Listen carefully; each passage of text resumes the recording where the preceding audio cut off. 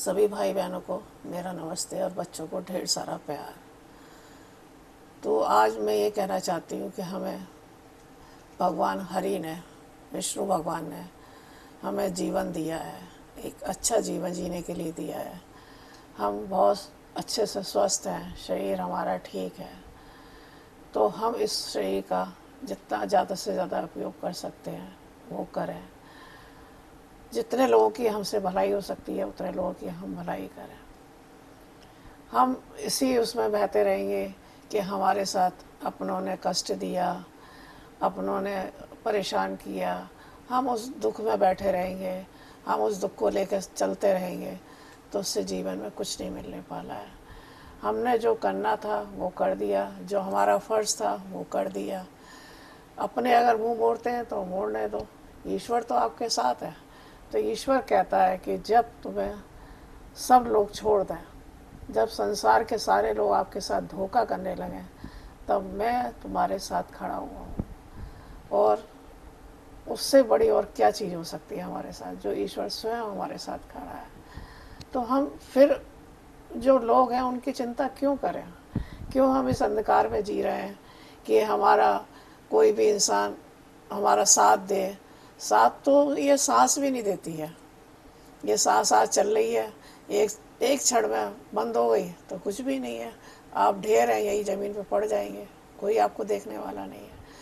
तो हम क्यों भविष्य में इन चीज़ों में लगे हुए हैं कि ये मेरा है, ये तेरा है, ये मेरा बेटा है, ये मेरी बेटी है, ये संसार है, ये पड़ोसी है, ये रिश्तेदार हैं।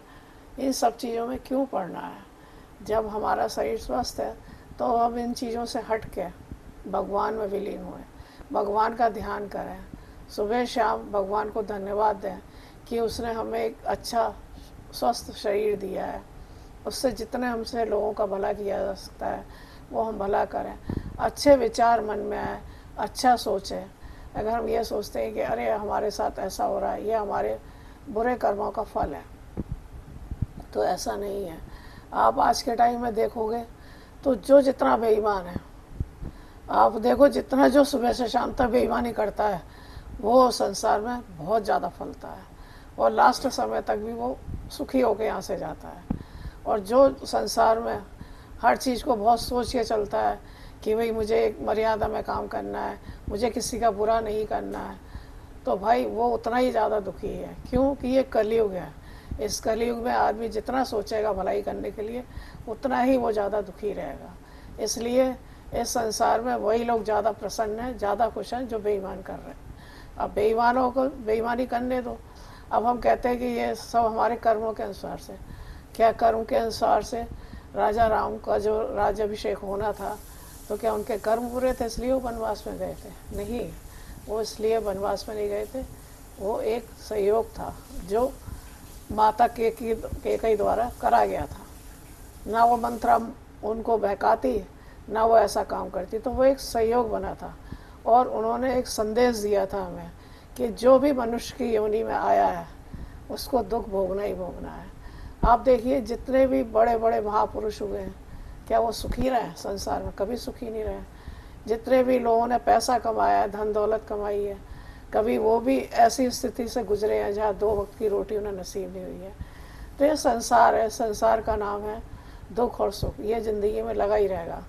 आप इसको हंस के जिएंगे तो आप स्वस्थ रहेंगे, रो के जिएंगे तो आप दुखी रहेंगे।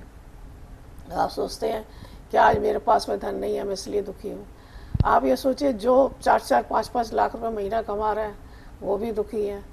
कोई अधिक पैसा है तब भी दुखी है, कोई शरीर से दुखी है, कोई दिमाग से दुखी है, कोई परिवार से दुखी है, कोई बच्चों से दुखी है, कोई रिश्तेदार से दुखी है, कोई पड़ोसी से दुखी है। तो इस संसार में हर कोई इंसान कहीं ना कहीं दुखी है ही है। किसी के बच्चे छोटे हैं, खाने के लिए नहीं है तो वो दुखी है। किसी के पास में इतना अधिक धन है कि रात को उसे नींद इसलिए नहीं आ रही कि कहीं चोर ना आ जाए।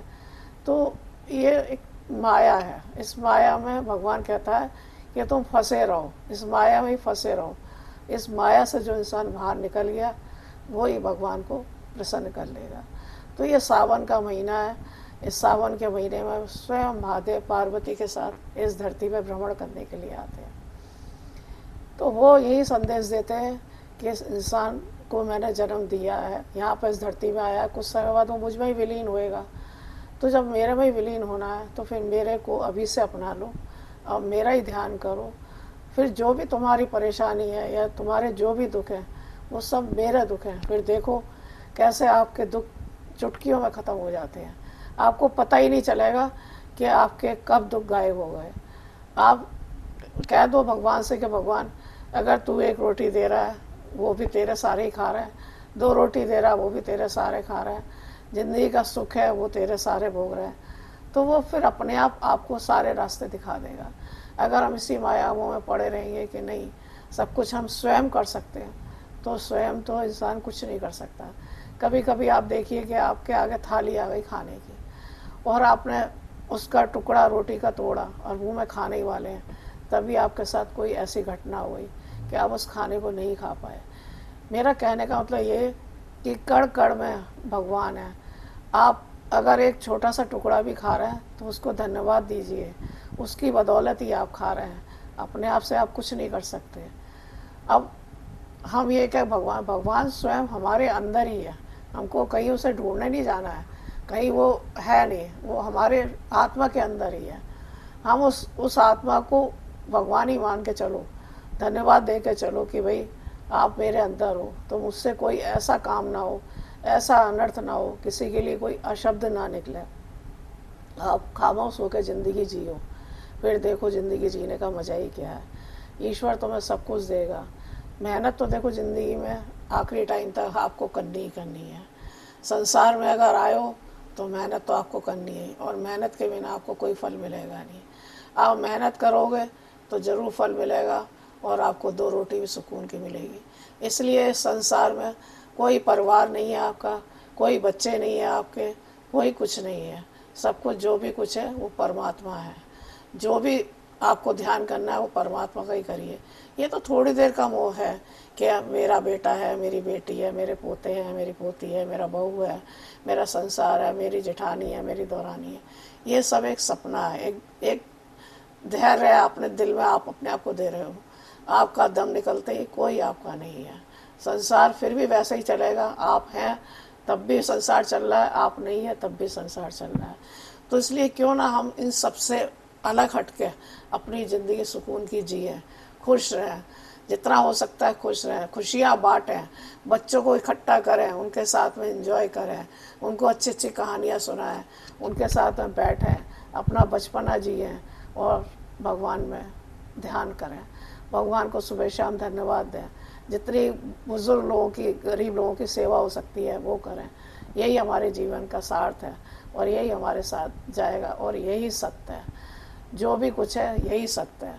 इसलिए कहते हैं ना, जब आदमी मरता है तो राम नाम सत्य है। तो कहने का मतलब ये है कि राम का नाम ही सत्य है, बाकी सब ज़िंदगी आपकी झूठ है, इससे ज़्यादा कुछ नहीं है। तो भगवान राम को ही फिर याद करो ना, भगवान भोलेनाथ को याद करो ना, भगवान विष्णु को याद करो ना। आप जिस भी इष्ट को मानते हैं आप उसी का ध्यान करो।